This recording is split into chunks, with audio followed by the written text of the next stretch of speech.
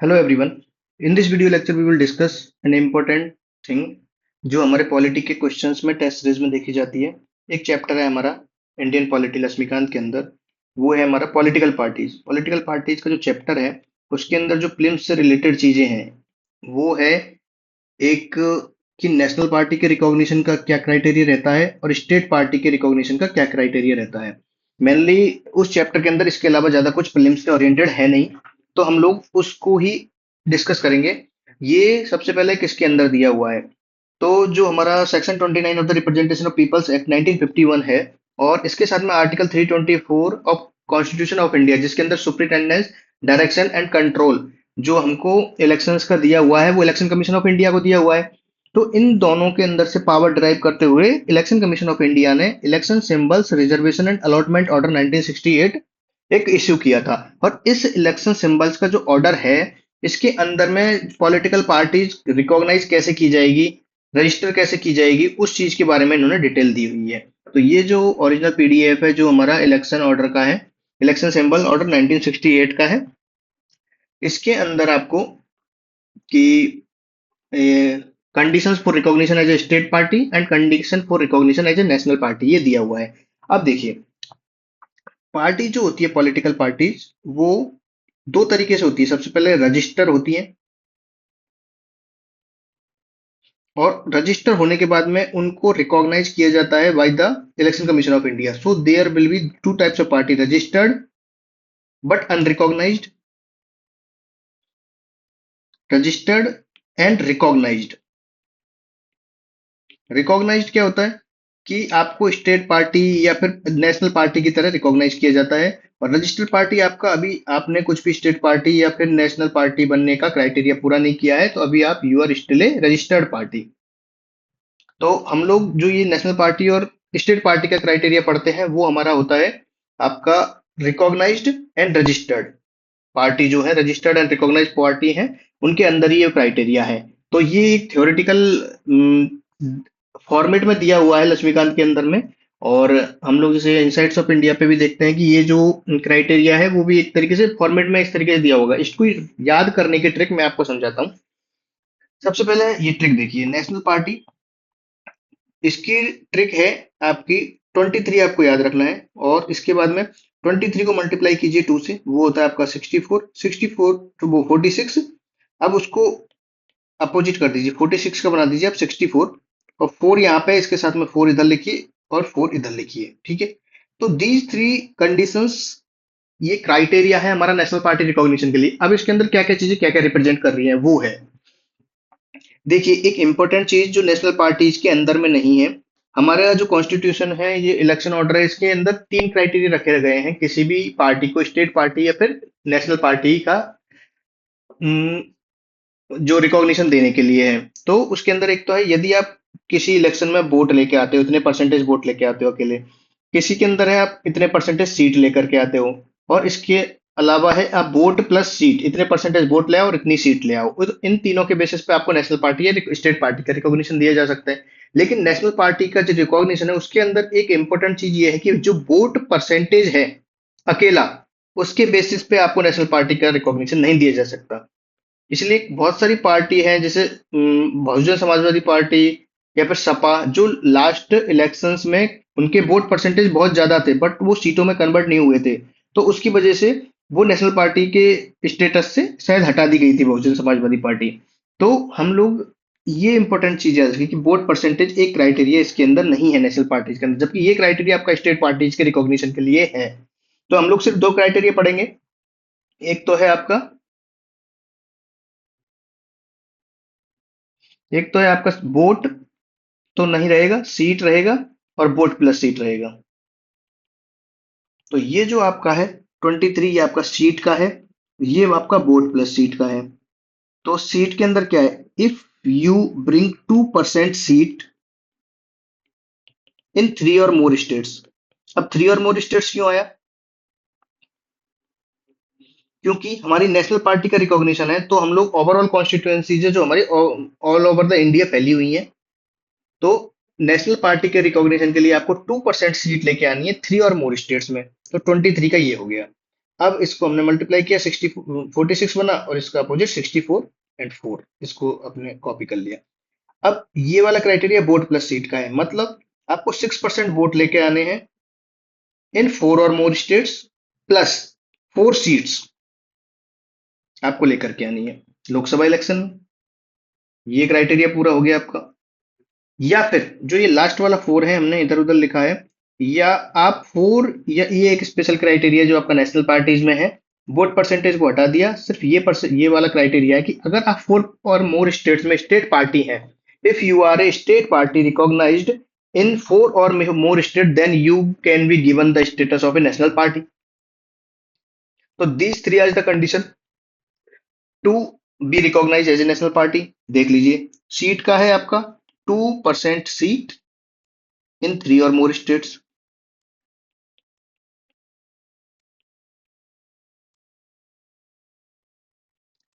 Second है आपका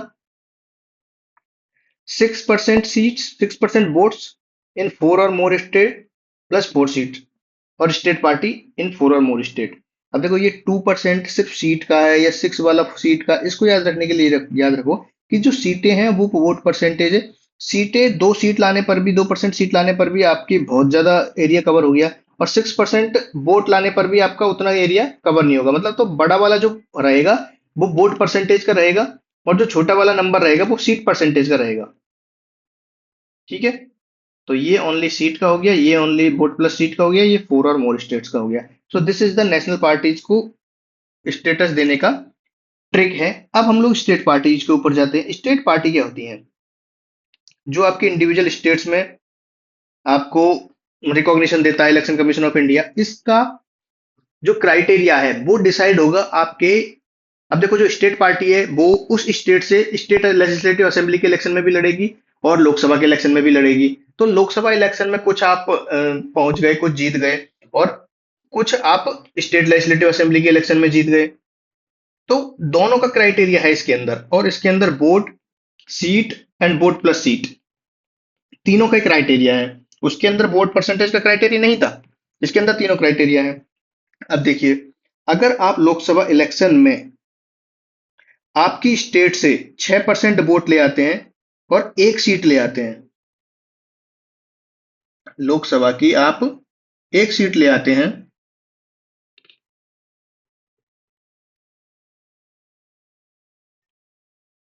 और तो आपको वहां पे स्टेट पार्टी का रिकॉग्निशन दे दिया जाएगा। अब सेकंड कंडीशन है आपकी सीट वाली। अच्छा, पहले हम लोग वोट प्लस सीट करते हैं लोकसभा इलेक्शन में भी और स्टेट लेजिस्लेटिव इलेक्शन में भी। वोट प्लस सीट इधर 61 है, इधर 62 है। ये कैसे है? अब आप 61 और 62 याद रखना है, तो आप नेचुरली ये देखोगे कि लोकसभा इलेक्शन में आपको सीट एक लानी है क्योंकि इसकी कॉन्स्टिट्यूएंसी बड़ी होती है। स्टेट लेजिस्लेटिव इलेक्शन में 2 सीट लानी है क्योंकि इसकी कॉन्स्टिट्यूएंसी छोटी होती है। 6% वोट पे ज्यादा डिफरेंस नहीं है, वोट तो आपको जितने आने हैं उतने ही आएंगे। तो 6% वोट का क्राइटेरिया 1 सीट, 6% वोट का क्राइटेरिया 2 सीट। तो 61 62 आप याद रखोगे तो आपको स्टेट पार्टी के 2 क्राइटेरिया आपके कवर हो गए। अब उसके बाद में वोट का परसेंटेज देखो, यदि आप सीट नहीं लाते हो तो आप सिर्फ वोट लाते हो तो 8% वोट आप स्टेट लेजिस्लेटिव असेंबली में ले आओ, 8% वोट आपके लोकसभा इलेक्शन में ले आओ, तो अभी आपको स्टेट पार्टी का स्टेटस दे दिया जाएगा। Now comes the third point, the third point is the seat only. अब सीट ओनली में ये इंपॉर्टेंट है आपको रिमेंबर करने के लिए, यदि आप स्टेट लेजिस्लेटिव असेंबली के इलेक्शन में 3% सीट ले आते हैं या फिर 3 सीट ले आते हैं, जो भी ज्यादा है, मान लो आपके स्टेट लेजिस्लेटिव असेंबली में 100 सीट है या 200 सीट है, ठीक है, 200 का 3% कितना हो गया आपका? 6 सीट हो गई। अब 6 सीट है और 3 सीट मिनिमम है, तो आपको 6 सीट लेके आनी पड़ेगी उस स्टेट लेजिस्लेटिव असेंबली के इलेक्शन में to be recognise as a state party. अब मान लो उस स्टेट लेजिस्लेटिव असेंबली में आपकी 50 ही सीट है, 50 सीट का आप 3% निकालो, 1.5 ही आता है। तो ये तो 3 से बहुत कम है, 3 से मतलब आधा है। तो आपको 3 सीट मिनिमम लानी पड़ेगी यदि आप 50 सीट वाली स्टेट लेजिस्लेटिव असेंबली में आप उस स्टेट में you want to be recognise as state party. तो ये 3% और 3 में से जो भी मैक्सिमम होगा वो आपको लेके आना पड़ेगा स्टेट लेजिस्लेटिव असेंबली के इलेक्शन में। और लोकसभा के इलेक्शन में ये है कि आपकी हर 25 सीट पे अगर एक सीट ले आते हो आप उस स्टेट से, तो आपको रिकॉग्नाइज कर दिया जाएगा। मान लो जैसे 25 सीट है, राजस्थान में है ही 25 सीट टोटल लोकसभा की, तो अगर आप उसमें से एक भी सीट जीत जाते हो लोकसभा के इलेक्शन में, तो आपको स्टेट पार्टी का दर्जा दे दिया जाएगा।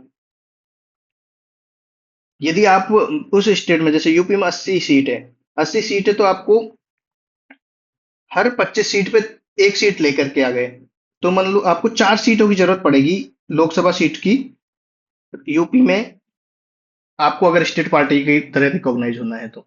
So this is the criteria for the state party. ये बहुत मतलब सिंपल वे में है। अब हम लोग इसकी जैसे अगर थ्योरी में जाएंगे, तो मैं थ्योरी के साथ में आपको समझा देता हूँ। Classification of political parties for the purpose of this order and for such other purposes as the commission में specify, political parties are either recognize political party or unrecognize political party. And ये कौन सी है? जो registered है आपकी। तो recognise political party जो है वो या तो नेशनल पार्टी रहेगी या स्टेट पार्टी रहेगी। ठीक है। Condition for recognition as a state party. और ये जो इलेक्शन है ये कौन से? लास्ट जनरल इलेक्शन, या तो असेंबली के जनरल इलेक्शन या फिर लोकसभा के जनरल इलेक्शन। तो 6% of total valid votes and 2 members in the state legislative assembly. तो ये हो गया आपका 6% प्लस 2, ये स्टेट लेजिस्लेटिव असेंबली के इलेक्शन में है। दूसरा देखिए, last general election to the house of the people from that state, मतलब लोकसभा के अंदर उस स्टेट से जो भी जा रहे हैं उसमें से not less than 6% of total valid vote polled in the state, and in addition the party has return at least 1 member to the house of people from that state at such general election. मतलब 6% आपको vote मिल रहे हैं और एक seat आपको मिल रही है। ये आपका वोट प्लस सीट दोनों में हो गया। अब आइए, at the last general election to the state legislative assembly of the state the party has won at least 3% of total number of seats in the legislative assembly, or at least 3 seats in the assembly which ever is more. आपको या तो 3% या फिर 3 seat जो भी है, आपको उसमें से ज्यादा लेकर के आना है। ठीक है। Now at the last general election to the house of people from the state the party has return at least 1 member to the house of the people for every 25 member। हर एक मेंबर आपके 25 member पे जाना चाहिए। ठीक है। तो ये भी आपकी सीट वाला क्राइटेरिया हो गया। At the last general election to the house of the people from the state, or at least last general election to the state assembly के जो इलेक्शन है, candidate set up by the party have secure not less than 8% of total valid vote. देखो जो दोनों criteria है vote वाले, दोनों के अंदर सेम है, तो ये पांचवें पॉइंट के अंदर दोनों को एक साथ कवर कर दिया। तो 8% एंड 8% आप इलेक्शन में ले आइए तो आपको स्टेट पार्टी का स्टेटस दे दिया जाएगा। So this is the important thing state party और आपके नेशनल पार्टी के बारे में। इसमें से प्रीलिम्स में क्वेश्चन अगर आता है तो ये ही आएगा, अगर पॉलिटिकल पार्टीज के चैप्टर में से आएगा, या फिर आप इस तरीके के question different different test series में देखोगे। So this was all about political parties के रिकॉग्निशन से रिलेटेड क्राइटेरिया।